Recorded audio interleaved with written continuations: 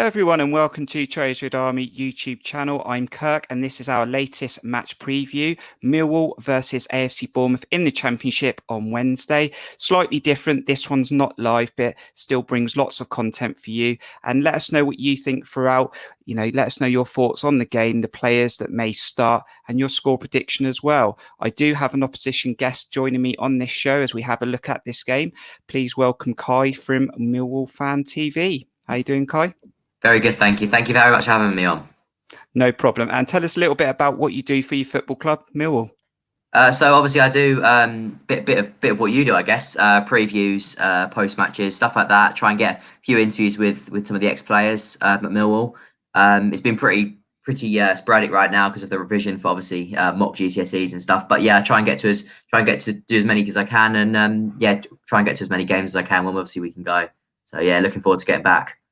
And Kai's channel, Millwall Fan TV, details are in the description. So if you want to check that out after this show, please head over there and subscribe as well if you wish to do that. And what we'll do, Kai, we'll get into the match preview in just a minute. But how are you feeling after the weekend and this season following Millwall? Weekend was a good result. I felt like we defended well. It was one of them games where you knew that Brentford were going to come at you probably for the whole 90 minutes. But actually, in reflection on the game, they didn't actually. I think they had one shot on target the whole match. We had probably the best chances of the game. Scott Malone missed two really good opportunities for us, and Bob Varson nearly won the game right at the death. So, I thought it was a really good performance. Obviously, we're a bit relaxed right now because obviously we've got nothing to play for. The loss to Swansea probably kicks us out of the relegation, kicks us out of the promotion playoff chase. So that was disappointing because we were looking for a late charge potentially. But this season's been tough with all the injuries we've had. I think we've had 18 injuries in total. So it's tough, and we've just found out news of more injuries for Wednesday night. So that'll be a tough game on Wednesday too. Let's go back to January the 12th then. Millwall came to town in Bournemouth and you got a good 1-1. I mean, AFC Bournemouth got the first goal in the game just before half-time, but you'd probably be unfortunate not to have taken the lead through Jed Wallace, if you can remember that. Yes, absolutely. I think if I remember rightly, he was one-on-one with a keeper, wasn't he? And he goes, one-on-one. But Jed's a bit like that. He's very, very good for us. He'll pop up in their moments, but he's got a horrendous record with one-on-ones. Oh my gosh! Like it's you think of a player of that quality, you'd be able to tuck him away. But he's been much better recently with it. But he was in a bit of a rut with that sort of back then. But if I remember rightly, we had a couple of good chances to go ahead as well. And then I think just on the halfway point, half-time, just before half-time, Bournemouth, I think it was Solanke, wasn't it, who hit it at the near post. Yeah, a good finish. And I thought when we took that lead, that was what we needed. And we got the lead into halftime, but we didn't really build on it. And we got later into the match. And I think Matt Smith came off the bench and it'd be a long ball into the box. And something that we've not dealt with all year, Kai, is long balls. And it would be a flick on from one of your players and Smith would get on the end of it and you'd get a good point away at Bournemouth. Yeah, it was a fantastic point. Matt Smith, obviously, I think it was a little poke past the keeper. But good news for you is he's not playing on. Where we playing on Wednesday, he's got a broken foot, so it's a bit of a shame. But he's played on for 3 games, I think, after the Forest game with a broken foot. So yeah, he soldiered on, but won't be at the Den on Wednesday night. But yeah, it was a cracking point for us. I thought going away to these big clubs, we seem to do quite well. We seem to do really well with that underdog tag, and I think we've done well all season. We haven't actually lost to, we've drawn to the likes of Bournemouth, Brentford, Norwich, them twice 0-0 actually, Watford. So we haven't lost to any of these teams that look like they could potentially go up. So apart from Swansea, so it's been in that sort of way we're quite good against big teams. That would actually start a bad run for us, that result, and we would go on to have a bad January, and that would cost Jason Tyndall his job. So, Millwall got away with a point there. Looking at Bournemouth's victory at the weekend then against Norwich was a slow start for us. They would take the lead, but a red card would change the game, and Dan Juma and Lloyd Kelly would be severely hurtful down that left-hand side for Norwich, and we'd score 3 good goals and take the 3 points. I don't know if you caught any of that game or had an eye on it at all, Kai, but some of our players at the moment are in devastating form. Oh, absolutely. That Dan Juma is fantastic, isn't he? You got great squad depth, fantastic quality on the ball. I can't see you not going up this year with the quality you have. I think Norwich and Watford are going to be quite hard to stop. I think Watford and Norwich will go up obviously Norwich are already promoted, but Watford go up automatically. I think you'll probably win the playoffs. You've just got so much quality in that side. Obviously you brought in Ben Pearson, was it in January? Such a good price. That was such a good move. It was a shrewd bit of business from Bournemouth. But you've got other good players, Billing, and I think you only let go Callum Wilson, didn't you, in the summer? I think that was the only big name. So you did really well. And Nathan Ake. So that apart from them two, you kept all your really good players, and they've done well this year. Yeah, I mean, we lost our goalie as well, Aaron Ramsdale, but fortunately Begovic came back from AC Milan and has been a revelation. You did briefly touch on the game at the weekend for you then at the start of the show, but just again quickly, Brentford, a good 0-0 for you. You kept Ivan Toney quiet, the top goal scorer in the league. And like you said, you had a few chances through Malone. Yeah, definitely. I thought I didn't think we'd be in it actually. Our captain, captain's Alex Pearce, but he doesn't get in the team very often. Alex Pearce. It's more Sean Hutchinson who captains the side. Who, in my opinion, people might not agree, but I think between Hutchinson and Cooper, you've got one of the best defensive partnerships in the division. They just go so unnoticed. I mean, 17 clean sheets this season, which is already built on our 16 last year. So with 4 games to go, so I think we've got the 3rd best defensive record in the league or something like that. So it was hard to lose Hutchinson, but Pearce did so well in his absence, and Murray Wallace is very good too. But Murray looks like he could miss the game against Bournemouth on Wednesday. So could look like we could be quite short at the back. Looking at the head-to-heads between the teams then, in the last 6, it's quite evenly split. Bournemouth have won 2, you've won 2, and there's been 2 draws as well. I think there's an FA Cup win for you there. I can remember us being really bad in 2017. I think the last time we went to the Den, we did win 2-0, but that would be our promotion sort of winning season. But yeah, I mean, when you look at those head-to-heads, it's quite evenly matched. Yeah, I think so. I think it's, correct me if I'm wrong here, but it's been sort of the last 6-7 years that Bournemouth have sort of grown as a club, haven't they? I remember them always in the Championship. They've obviously got quite a small stadium, and I think that's probably that was the sort of size of the football club. But now you're so much bigger than that, and some of the players you've got, you can just see that. But yeah, it's been pretty evenly matched, and I was actually at the game when we beat you 3-0. But from memory, you put out I think it was a reserve side, wasn't it, that day? So even though we'll take the plaudits for the victory, we won't sort of think you played your best team, because you didn't. But it was still a good victory. And if you look at the players that you played in that game, I think they still go on to do good things, don't they? So yeah, it was a good victory for us. And yeah, you're right, in the head-to-head's been pretty even. Looking at the form guide then, you're sitting currently 9th, I believe, on 59 points, goal difference +1.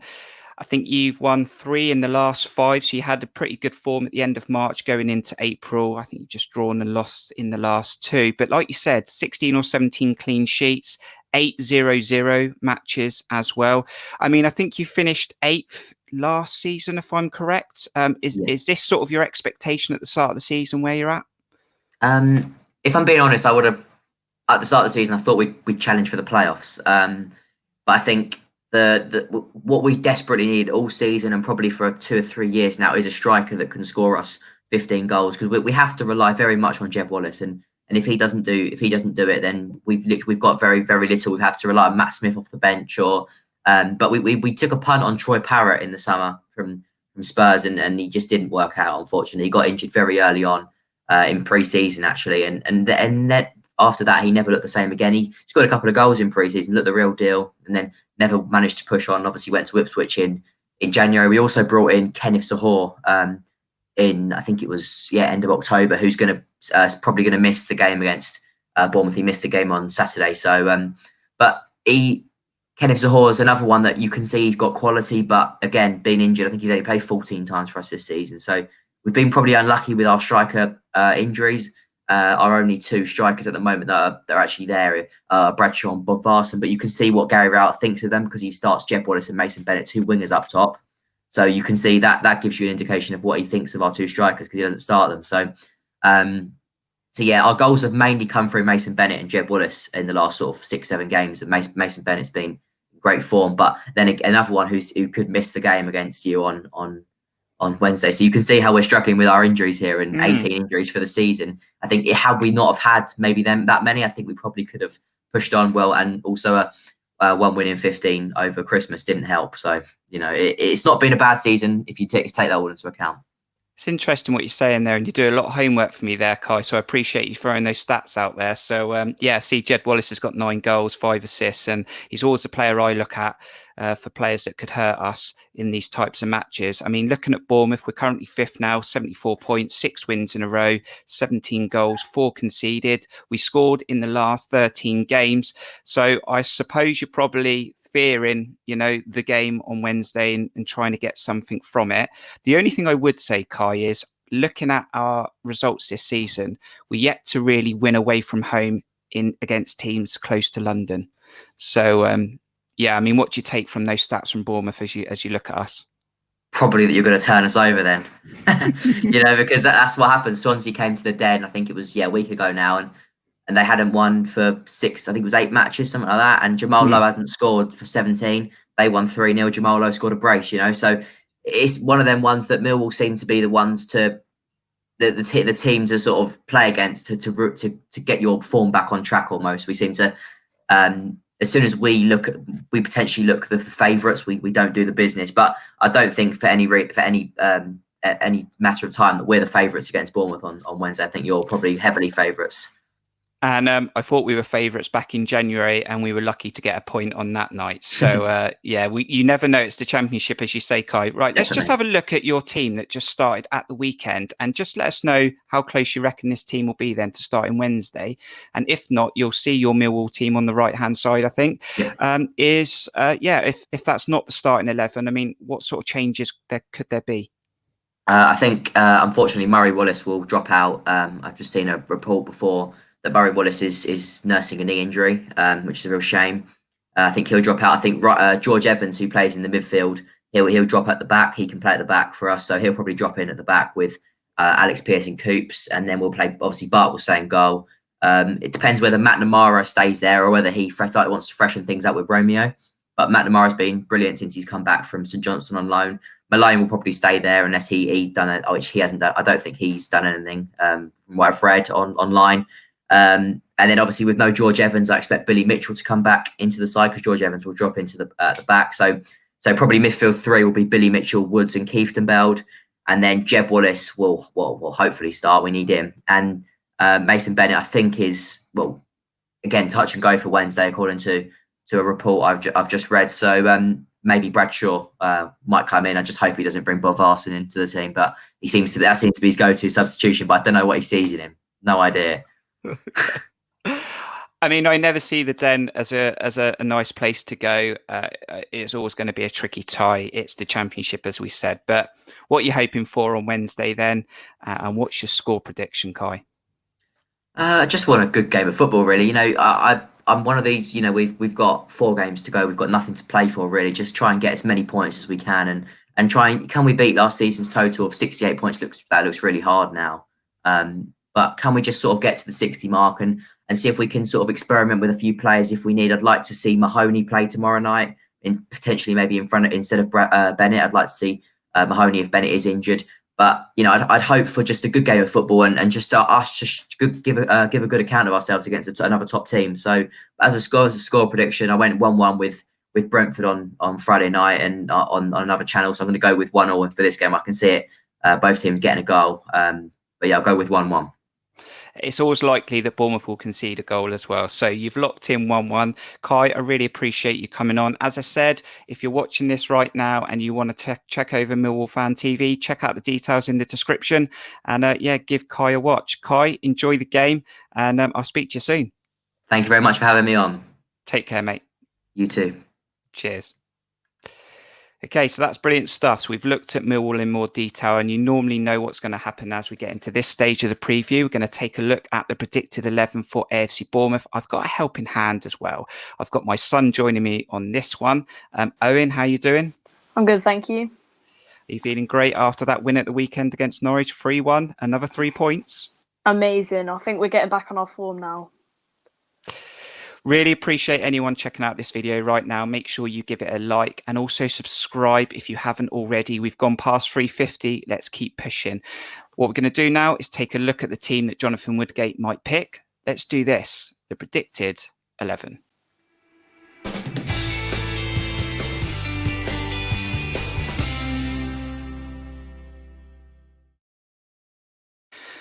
Now, as we're recording this, we've not yet seen the press conference from Jonathan Woodgate, so I don't think there's any fresh injury concerns from the weekend, but we're going to go through the team and take a look. Now, we know that Jonathan Woodgate doesn't like to change too many players, but we have got Brentford coming up on Saturday as well. So I reckon Asmir Begovic will start in goal. Lloyd Kelly's absolute storming performance alongside Danjuma on left will keep his place. Steve Cook, 350 up, and today is his 30th birthday, recording this on Monday, and Cameron Carter-Vickers creating a partnership alongside him.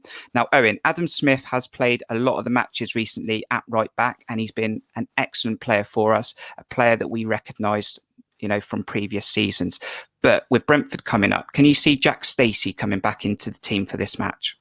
I think Jack Stacey probably will come back into the squads. What do you like about Jack Stacey? Is it that he can be proactive and he can get down the wing and cross the ball and he's got that energy?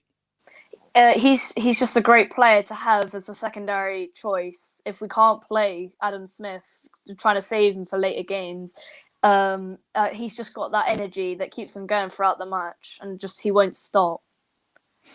So we'll go with Jack Stacey right back then, and Jeff Lerma came off at half-time with probably having a yellow, and Ben Pearson has played the last two, and every time Ben Pearson plays, we generally win the football match or draw. We've only had one loss every time Ben Pearson makes an appearance. However, again with Brentford coming up, Jack Wilshere might come back in for this one, Owen, and we know what quality Jack Wilshere has. He's very good on the ball and he has that clinical pass in his locker as well. Billing will keep his place. 7 goals now for Phil Billing, Owen. And Phil Billing, a player, every time he scores, we win football matches. Do you like that stat?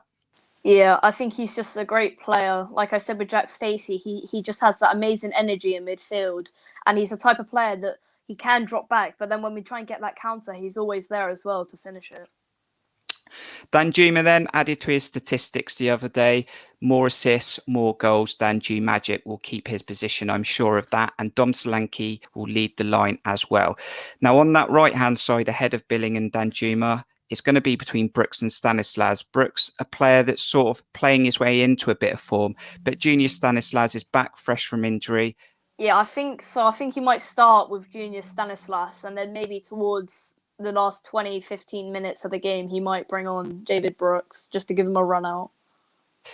That's absolutely right. And that we have got a good bench. And Sam Surridge came off the bench against Norwich as well, Owen, and he scored a goal to get us back in the game. Was you happy to see Sam Surridge make a contribution?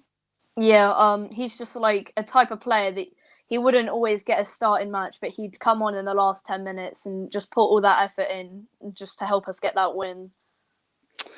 So that's our predicted 11 then for this game. That's what we're going for. And we'll know come Wednesday at 5 o'clock who Jonathan Woodgate has picked for this team. Let us know if you agree or disagree in the comments on who you would change or who you would put in that side. But that's our predicted 11. Okay, Owen, so another game coming for us on Wednesday. We've got Millwall, a game to pick up a 7th win in a row and cement our place in the playoffs. I mean, how are you feeling about the game? Do you think we can win this one? No, I think we should comfortably win this game. Maybe even not, just a slight 2-1 win.